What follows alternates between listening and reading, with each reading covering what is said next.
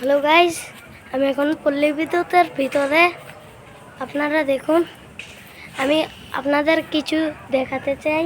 আপনারা দেখুন আমার পিছনে কতগুলো গোলাপ ফুল গাছ। এই দেখুন গোলাপ ফুল গাছ আপনারা দেখতেই পাচ্ছেন। এখানে গোলাপ ফুল গাছ, আর এখানে আম গাছ,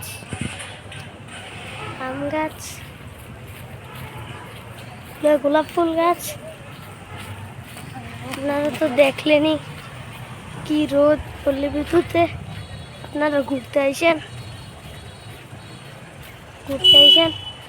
এই দেখেন পল্লী বিদ্যুতের ফুলগুলা ওই যে ফুলগুলা দেখুন,